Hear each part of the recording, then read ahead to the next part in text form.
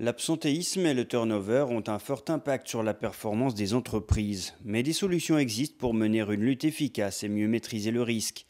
Pour rappel, l'assurance employeur couvre les accidents professionnels et l'assurance employé couvre les maladies. En 2018, en Suisse, l'absence pour maladie et accident était de 3,1% en moyenne avec 14 jours par an et par collaborateur. Un même pourcentage impacte plus ou moins les entreprises selon le secteur et la taille. Le phénomène touche surtout les grandes entreprises. Les absences non planifiées peuvent parfois être évitées, mais sont souvent justifiées. Mais il ne faut pas banaliser les 1 à 3 jours d'absence par an car ils peuvent être récurrents et représentent une majorité des cas. Un absentéisme généralisé, lui, est un révélateur de problèmes internes.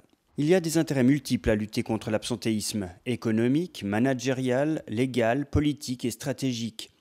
Il existe 5 phases distinctes dans cette lutte: prévenir les risques, administrer les absences, maîtriser les coûts, transférer les risques et accompagner le retour du collaborateur. Un contrat collectif de frais médicaux et un tableau de bord continu sont deux solutions pratiques. Il y a souvent trop peu de prévention en entreprise, les RH ont un rôle clé à jouer et la direction doit être impliquée. En Suisse, la santé psychique représente plus de la moitié des cas. Il faut veiller en particulier s'il y a un collaborateur toxique, car il peut créer l'absence de plusieurs collègues sains à la base.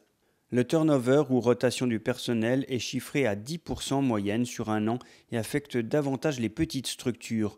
Quant au présentéisme, autrement dit la non-productivité d'un employé au bureau, il est lui aussi sous-estimé.